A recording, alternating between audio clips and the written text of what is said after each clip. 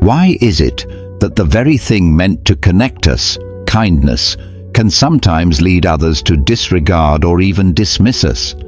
It's a contradiction we don't talk about enough, the way kindness, when unchecked or misunderstood, can turn into a liability rather than a strength.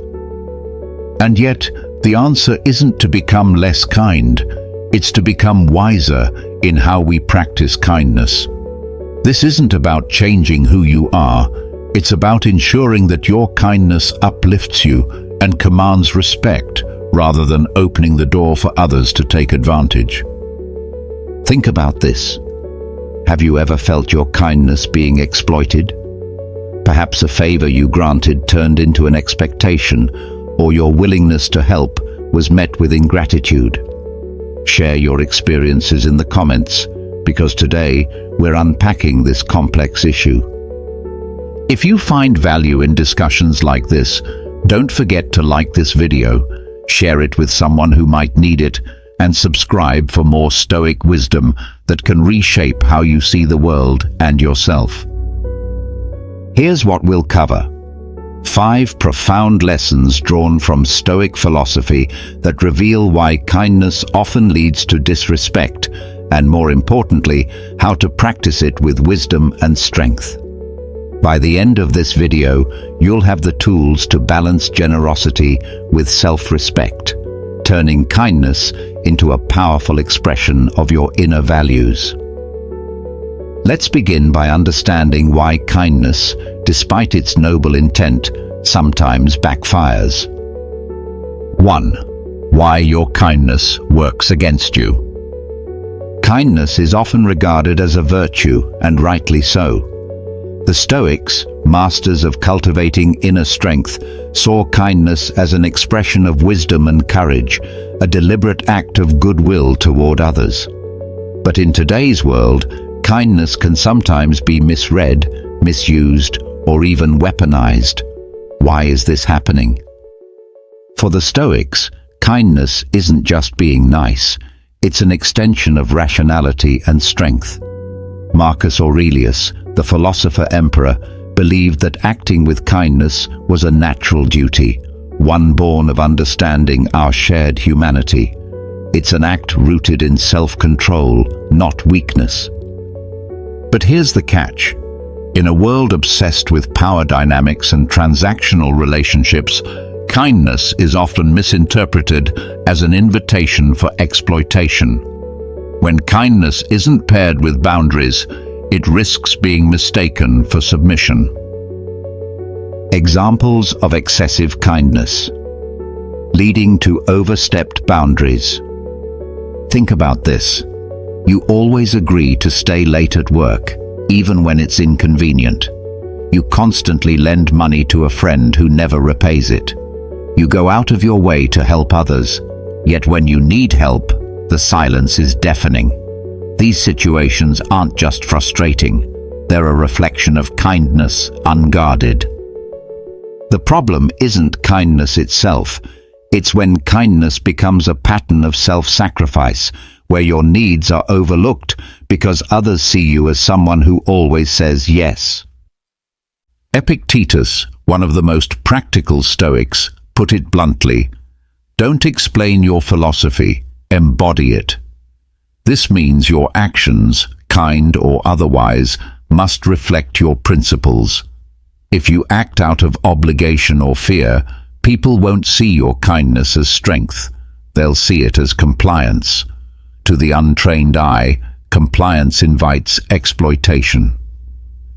At its core, the Stoic approach to self-worth teaches us that we are responsible for our perceptions, not others' reactions. When you value your inner dignity, your kindness becomes purposeful rather than reactive. It stems from abundance, not desperation to be liked or accepted. Marcus Aurelius reminds us, "You have power over your mind, not outside events. Realize this, and you will find strength." True kindness is grounded in strength, strength that comes from knowing your worth and refusing to compromise it for the sake of approval. So here's a question for you. Do you think society genuinely values kindness, or is it more often exploited? Let us know your thoughts in the comments. Your perspective might just spark an incredible conversation. Now that we've uncovered why kindness can sometimes backfire, let's explore how it often crosses into the dangerous territory of people-pleasing. 2. The fine line between kindness and pleasing everyone. Kindness often carries an invisible risk, the risk of becoming a people-pleaser. While kindness is a virtue, people-pleasing is a trap. It's the subtle but dangerous shift from acting out of goodwill to acting out of fear of rejection, conflict, or disapproval. People-pleasing isn't true kindness. It's a survival mechanism, often rooted in a need for external validation. The Stoics would argue that when you prioritize others' expectations over your principles, you lose touch with your authentic self. Seneca, a master of Stoic thought, warned us, "You are enslaved to what you give your approval." If your kindness is driven by the need to be liked, then you're no longer practicing virtue. You're surrendering control over your life to others, handing them the keys to your self-worth. When you try to please everyone, you spread yourself thin. Your yes loses value. Your kindness, instead of being meaningful, becomes expected and taken for granted. Over time, this erodes your authenticity, making it harder for people to see you as a person of principle. Picture this. A colleague asks you for help, and though your schedule is packed, you agree. Then another request comes, and another. Eventually, your own work suffers, yet no one acknowledges your sacrifice. Why? Because you've trained them to believe that your needs don't matter. The Stoics remind us of a critical truth. We cannot control others' actions, only our own. This principle is at the heart of overcoming people-pleasing. By focusing on what is within our control, our choices, our values, and our boundaries, we can practice kindness without compromising ourselves. Here's a practical way to apply this. Before agreeing to any request, ask yourself, am I doing this because I want to, or because I'm afraid of saying no? This pause can reveal whether your kindness is genuine or driven by fear. Have you ever said yes to something you didn't want to do because you felt guilty? Or gone along with a group decision just to avoid conflict, even though it clashed with your values? This isn't kindness. It's self-betrayal dressed up as goodwill, and while it might keep the peace temporarily, it chips away at your sense of self-respect. But how can we practice kindness without falling into the trap of pleasing everyone? Let's explore what it means to be firm without losing your true self.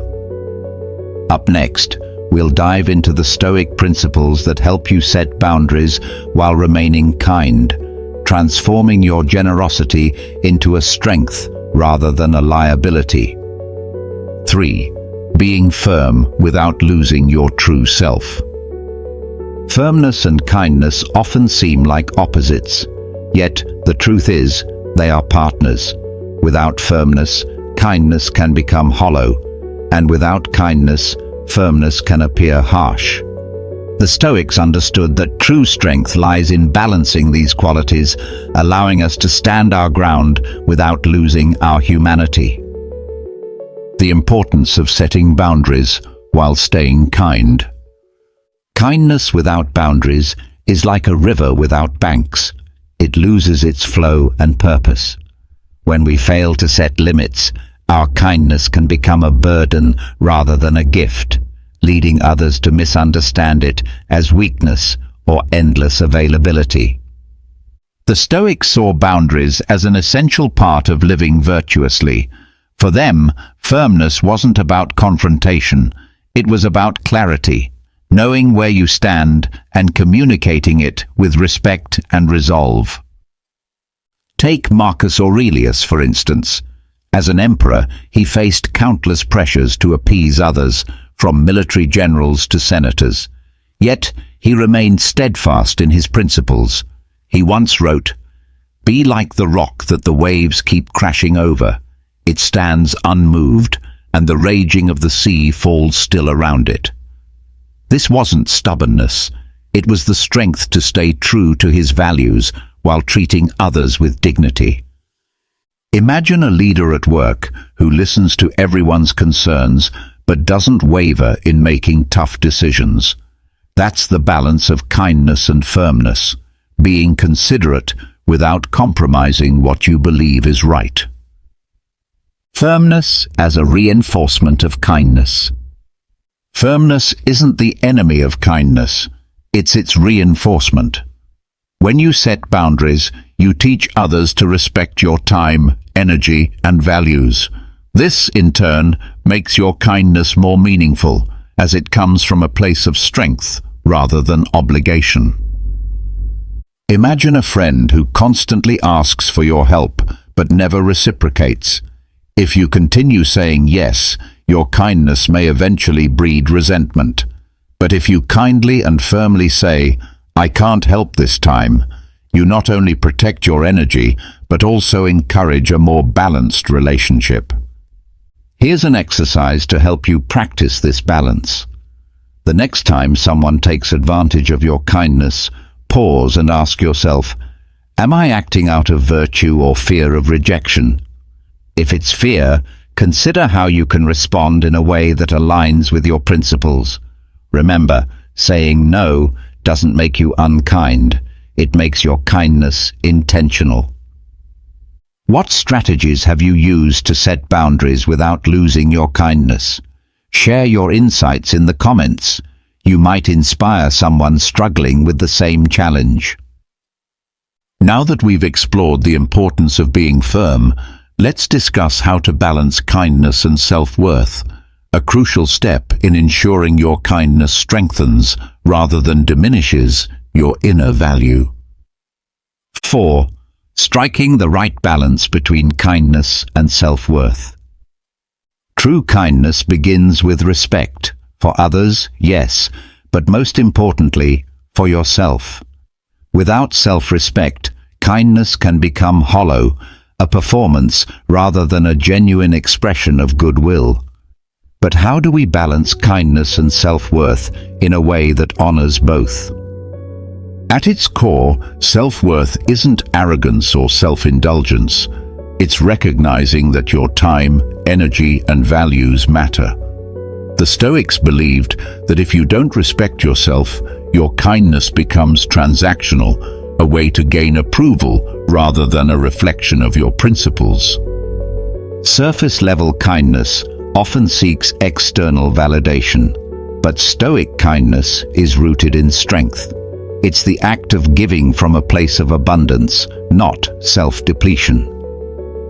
Consider Marcus Aurelius.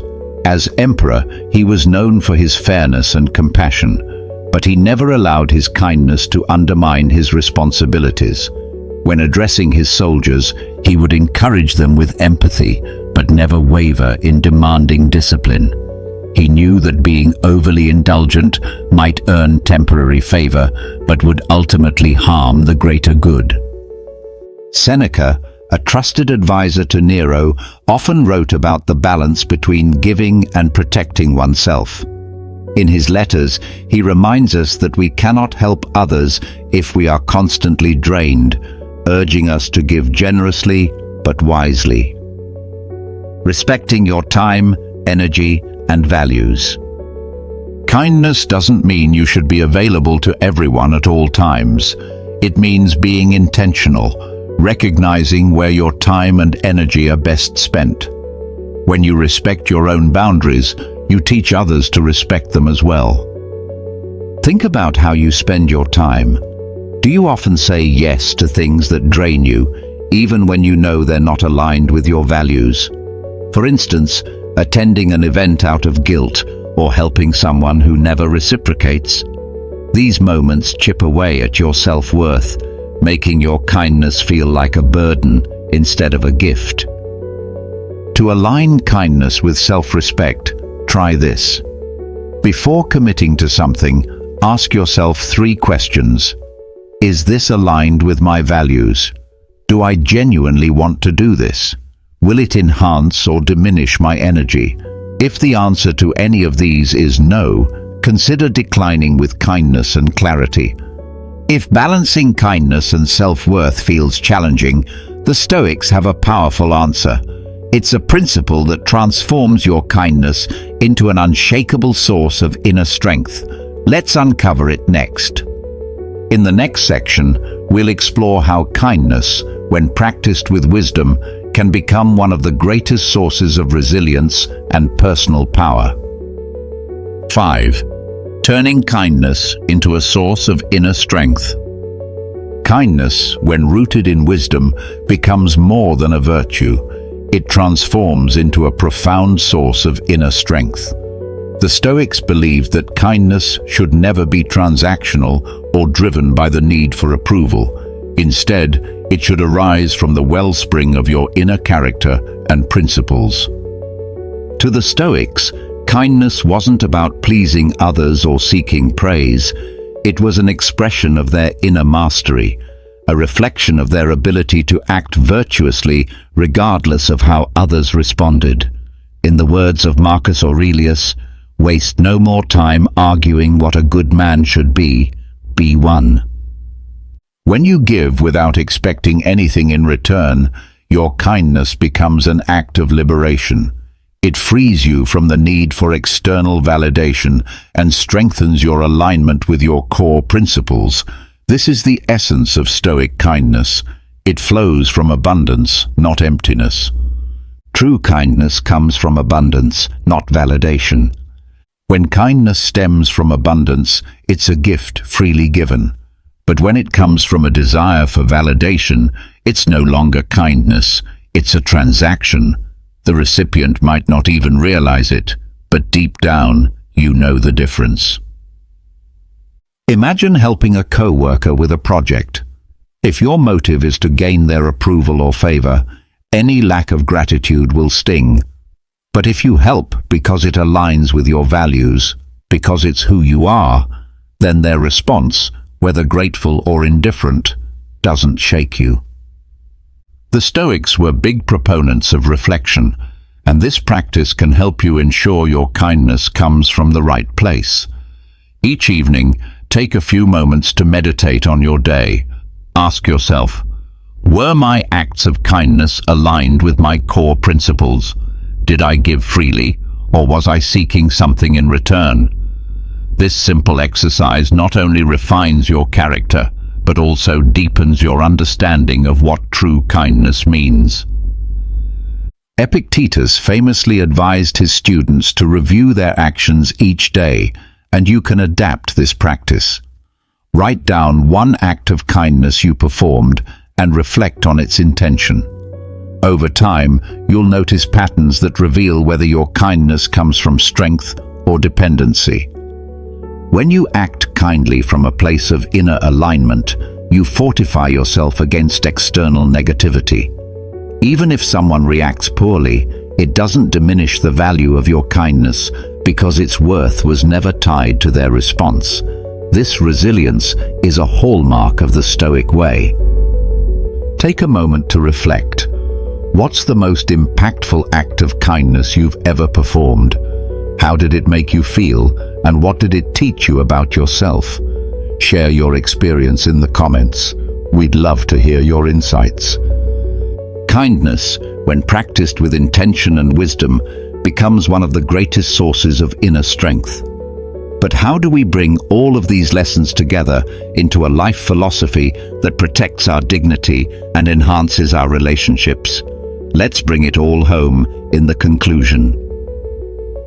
In today's journey, we uncovered 5 profound lessons about kindness through the lens of Stoic philosophy. 1. Why your kindness sometimes works against you, and how understanding its perception can protect your dignity. 2. The fine line between kindness and people-pleasing, and how authenticity anchors true virtue. 3. The importance of being firm without losing your true self, showing that boundaries reinforce kindness. 4. Striking the balance between kindness and self-worth by aligning your actions with your core values. 5.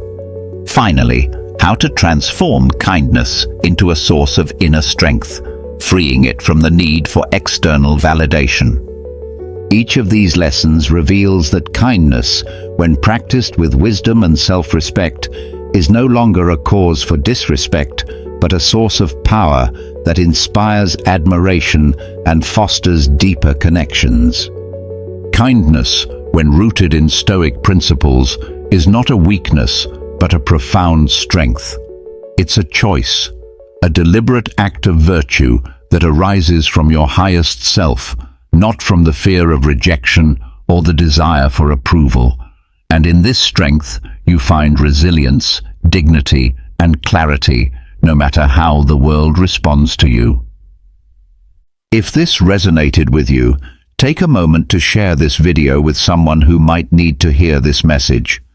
Let's spread the wisdom of Stoicism together and encourage others to see kindness as a strength, not a vulnerability. And don't forget to subscribe to the channel for more in-depth explorations of Stoic philosophy.